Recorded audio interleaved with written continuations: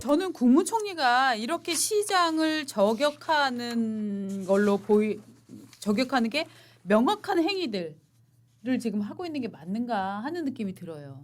지금 뭐 어저께는 또 이제 광화문 광장으로 같이 나갔잖아요. 예. 그래서 우리가 이제 여기에다가 뭐죠? 감사의 탑이었나요? 감사의 정원. 감사의 정원. 예. 요거 만드는 것 자체가 이상하다라고 하면서 요거를 행정적으로 절차적으로 법적으로 살펴볼 바가 없는지 챙겨보겠다라고 얘기를 했고 그렇습니다. 누구도 챙겨달라고 얘기하지 않은 것 같은데 챙기겠다고 얘기를 했고 그다음에 더 웃긴 거는 저는 여기 같이 나간 김준혁 씨 발언이에요. 김준혁은 역사학자라고 하는 더불어민주당 의원이지 않습니까? 과거에 이제 뭐 2대 뭐 여성 이화여대 평화 미군 성상납 네. 발언 해가지고 그때 난리 나는데 결국 공천 그래도 유지되고 맞습니다. 국회의원도 당선됐고 맞습니다. 심지어 그거 이 고발하고 그랬는데 경찰에서 불송치 결정 내려서 아무 제한 없이 지금 국회의원 하는데 이재명 경기지사를 세종에 비유했었던 거예요. 맞죠. 저기, 그렇죠. 예, 어마어마한 예. 임금에 비유하고 했던 예. 그 양반이 역사를 전공한 교수 출신 국회의원 입장에서 이렇게 딱 서두를 깔고 말을 하는데 참. 네. 그래서 경복궁과 광화문은 우리 역사에서 가장 중요한 공간인데 이곳에 감사의 정원을 만든다는 건 당혹스럽다 이렇게 얘기를 했고요. 또 민족문제연구소 여기가 일종의 이제 우리나라에서는 뭐 반일에 관련한 가장 이제 강력한 집단 아닙니까? 그렇습니다. 그 중에 하나인데 방학진 기획실장이 파리 개선문 아래에는 독립운동과 레지스탕스를 위한 상징적 영혼의 불꽃이 있다. 대한민국을 위한 무명의 헌신한 독립투사가 아니라 외국 군대의 상징이 그 나라 상징 공간에 있는 것은 유례를 찾을 수 없다.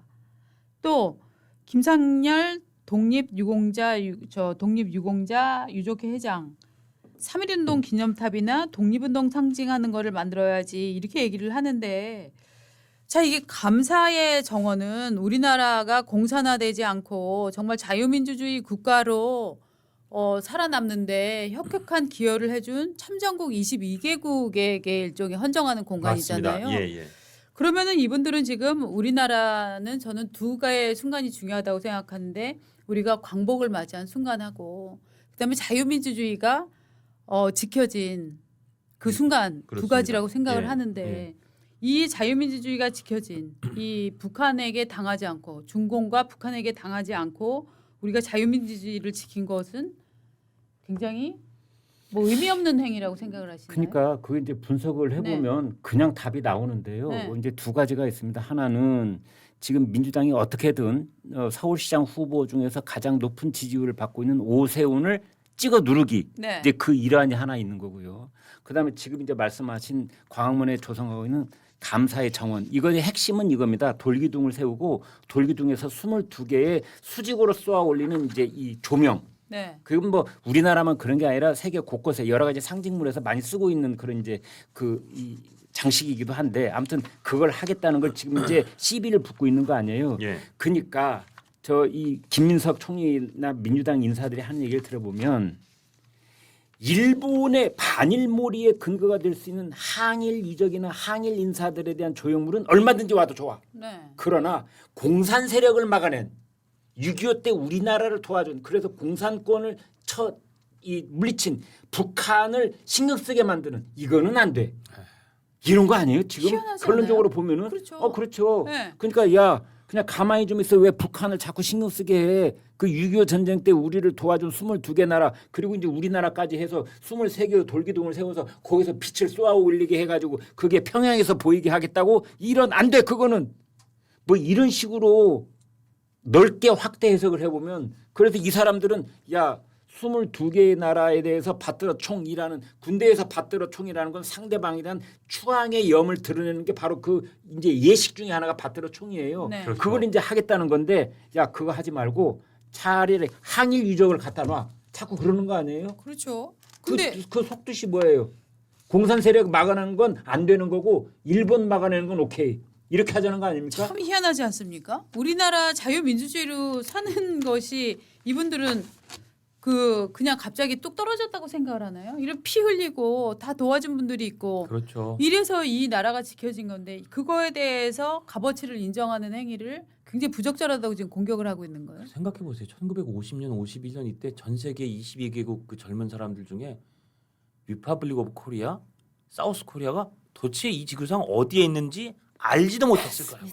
그때 기록들 보면은 그 그럼요. 사람들이 사우스 코리아가 북반구에 있는지 오세아니아 참 맞아요. 밑에 있는지도 모르고 예. 온 젊은이들도 있어요. 그럼요. 특히 뭐 압도적으로 많은 미군과 그 수많은 그 저 유엔군들이 와서 결국은 우리 땅이 공산 치하에 넘어가지 못하도록 수만 명이 목숨을 바쳐서 피와 땀을 정말 피로 지킨 그렇죠. 자유민주주의 아닙니까? 그래서 그 사람들 19살, 20살, 20살, 맞아요. 1살 이 젊은이들이 말이죠. 오로이 자유민주주의 진영을 지킨다는 그 한 가지로 온 사람들이에요. 그러니까요.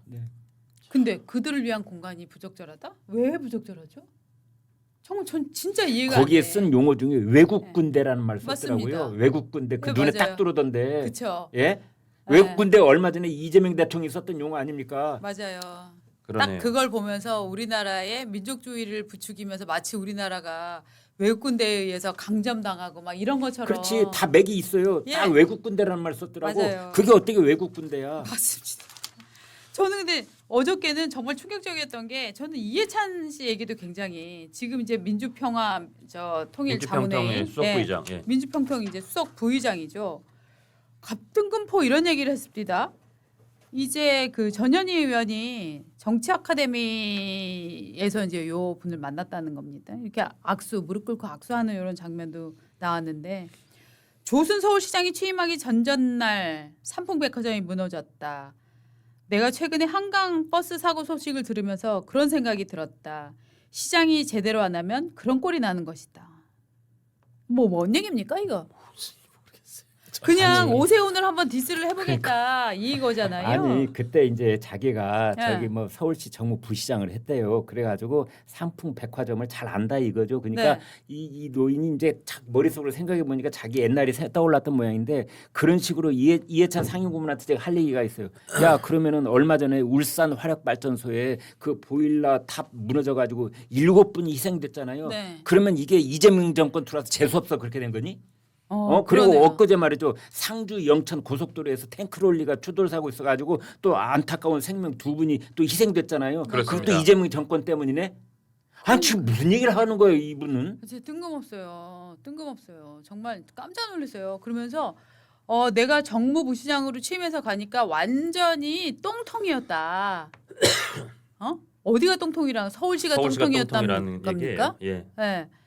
그러면서 지방정부가 완전히 썩어 있었다. 다리가 무너지고 2호선 철교가 막 흔들리고 이런 행정을 바로잡기 위한 것이 1995년 민주당 시장 때부터다라고 얘기를 합니다. 그러면서 또 국민의힘을 두고 이렇게 얘기합니다. 저쪽은 독재하는 당이고 민주당만이 유일하게 독재를 막을 수 있는 당이다. 하하하. 너무 웃기지 않아요? 지금 독재를 누가 한다고 얘기를 듣고 있죠? 저쪽 당은 언제 어떻게 될지 모른다. 뭐 이런 얘기를 막 했는데 저는 그래도 참 놀라운 게 이 사진이 있으면 사실 좀 보여줬으면 좋겠는데 이해찬 그 수석 민주평통 부의장 이 양반이 앉아 있는데 이제 전현희 현직 의원이죠. 저 민주당의 또 최고위원입니다. 예. 가서 굉장히 다정하게 손을 잡고 얘기를 하는데 이 이해찬 씨의 부적절한 행동과 그 발언 그동안 발언으로는 정말 국민적인 비호감이 굉장히 전 높다고 생각을 합니다. 그러면은 보수는 이런 선배들을 챙기지 않습니다. 현직에 잘 나가는 사람들. 근데 저는 이 전현희 의원이 이렇게 또 가서 이런 화기애매한 장면을 연출을 해내는 것은 결국은 자기네 당의 선배들이 어떤 얘기를 해도 우리는 한편이라고 하면서 계속 정당성을 후배들이 부여해 주는 과정이라고 저는 보거든요. 최근에 보수에서 어떤 이런 장면이 연출된 적이 있었는가 생각을 해보면 없습니다. 그러네요. 이명박 전 대통령, 박근혜 전 대통령 다 외로운 시간을 보내고 그냥 네. 대통령 후보 나오는 분들, 당대표 나온 분들 이런 분들이 그냥 의례적으로 찾아서 만날 뿐이지. 그러네요. 이런 식으로 후배의 존중을 받는 후배와 여전히 연결되어 있는 듯한 결국은 이게 진영 간의 싸움에서 이런 그 소프트한 연출들이 저는 굉장히 중요한 그 힘이 되고 있다고 생각을 합니다. 뜬금없는 말씀이지만 이해찬 전 총리 올해 몇 살이시게요? 실제로 그렇게 나이 많지 않습니다. 그러니까 생각보다 네. 연세가 그렇게 많지 않아서 다들 이해찬 네. 총리가 워낙 옛날부터 하시고 사실 지금 굉장히 노쇠해 보이시니까 네. 80 넘기신 줄 알아요. 맞아요. 아직 근데 70대입니다. 이제 만 73이세요. 52년생. 아, 저는 한 76 정도 된 줄 알았더니. 그러니까. 네. 생각보다 네. 좀 연세가 그렇게 많지는 꽤 않으시죠. 노안이죠. 꽤 노안인 셈이죠. 네, 네. 그래서 오늘 조선일보는 이런저런 이걸 보고서 여권의 오세훈 시장 스토킹 이런 제목의 사설도 하나 실었더라고요. 아, 진짜 요새 스토킹하고 있어요. 진짜 스토킹하는 것 같아요. 이 네. 감사의 정원 저희가 소개해드렸지만 그 전에도 아니 종묘에 그 세운상가 개발해도 가서 난리 막 문화장관은 현행법 모든 조치로 막겠다 그러죠. 말씀하신 한강버스 그거 가지고도 지금 뭐 총리도 김민석 총리도 뭐라 그러고 이해찬 전 총리도 산풍이 생각나셨다 그러고 여기다 감사의 정원 가지고 왜 여기다가 세종대왕 이순신 장군 계신 곳에 이런지 국민이 이해 못한다고 하는 게 연이어 도대체 왜 이렇게 스토킹을 하느냐라는 사설까지 실렸습니다. 네. 뭐 왜 이렇게 스토킹하느냐 의심은 김민석 총리가 저 서울시장 나오려고 하나? 근데 이제 관련해서 김민석 총리는 아니다.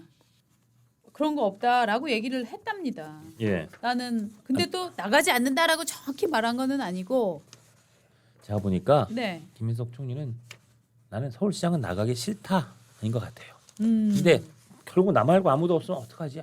난 여기 총리 해먹다가 총리 하다가 얘네 당 대표는 개꿀인데 왜냐면 네. 서울시장은 나가면 된다는 보장이 없는데 국회의원 배지 떼고 나가야 돼요. 그렇죠. 근데 총리 당 대표 다 국회의원 배지 그대로 붙인 상태에서 그대로 같은 급의 예우를 받으면서 아주 편안한 양탄자길을 갈 수 있단 말이에요. 그렇죠. 서울시장 징발당하는 거를 아니 김민석 총리랑 친하다는 분들도 속내가 나 하기 싫어 시장 내가 서울시장은 사실 내년에 오세훈 시장이 지금 자꾸 이렇게 오세훈 시장 스토킹하면 우리 오세훈 시장이 더 저게 지금 압도적인 대표 주자구나 이렇게 각인시키는 효과도 있잖아요. 맞습니다. 예. 그리고 지금 김민석 총리가 서울시장에 나가게 되면 그동안 무직으로 돈을 번 재산이 늘어난 이 상황에 대해서 또 선거판에서 또 다시 설명을 다시 해야 됩니다. 맞아, 왜냐하면 이미 국무총리 될 때 한 번도 제대로 설명이 된 적이 없어요. 맞아요. 늘 청문회에서 설명을 하겠다고는 했지만 그 설명이 클리어하게 됐다? 전 아니라고 보거든요. 맞아요. 그때 다시 내란 문제가 제기가 됩니다. 자료도 제대로 네. 하여튼 현출이 잘 안 됐었고 해서 그렇습니다. 예. 그래서 문제가 제기가 되기 때문에 지금 김민석 총리는 정치적 해석하지 마라. 제 거취에 대한 입장은 이미 여러 차례 밝혔다. 해당 사안들은 모두 국가적 입장에서도 당연히 점검해야 할 일이다. 이렇게 얘기를 했는데 근데 이제 많은 분들은 그렇게 생각 안 한단 말이죠. 김민석이 말을 이제 유심하게 뜯어볼 필요가 있어요. 네. 그게 뭐냐면은 거취를 여러 번 밝혔다라고 했지 서울시장은 안 나가겠습니다라고는 말하지 않아요. 맞아요. 그리고 이제 어디 유튜브에 나가서 그 서울시장 나가게 됩니까라니까 그런 상황은 벌어지지 않을 것 같습니다라고 했거든요. 이것도 매우 수동형이고 피동형으로 얘기를 하는 겁니다. 그렇죠. 그냥 안 나가겠다 하면 되는 거를 네. 그런 상황은 벌어지지 않을 것 같다. 그래서 아까 얘기하는 것처럼 서울시장보다 당대표 출마 가능성이 높다 뭐 이런 얘기도 나오고 있어요. 근데 큰 맥락에서 보면은 김민석은 아마 이재명 대통령이 하라는 대로 할 가능성이 있는데 용산이 어떤 이제 판단을 내리느냐. 왜냐하면 지금 오세훈 시장에 대항할 수 있는 거론되고 있는 민주당 쪽 인사들의 지지율이 전부 다 바닥권에 있어요. 1대1로 붙여보면 네. 다 차이가 나요. 다 차이가 나요. 예. 더블 스코어 가까이 차이가 납니다. 그런데 이걸 어떻게 해야 되느냐? 그러면 김민석급의 전국적 지명도가 있는 누군가 나와야 되는 것 아니냐. 그래서 뭐 김민석 얘기 나왔고 강훈식 얘기 나왔고 그랬던 거 아닙니까? 그런데 이제 강훈식은 뭐 다른 곳으로 간다고 그러고 김민석 카드가 이제 자꾸만 얘기가 거론되고 있는데 김민석은 본인의 몸값을 올리려고 그러는 건지 고개를 좀 왼쪽으로 꼬고 있는 그런 상황이긴 합니다. 오늘도 또 자료를 너무 많이 준비해서 아직도 못 다 한 게 있습니다만 여기에서 다 점심들 드시라고 해방시켜 드리겠습니다. 자, 여러분 좋아요를 많이 눌러주시면 감사하겠고요. 또 댓글로도 많은 의견들 남겨주시면 저희가 또 내일 또 방송할 때 참고해서 더 잘하겠습니다. 여러분 감사드립니다. 내일 뵙겠습니다. 감사합니다. 내일 안 뵙.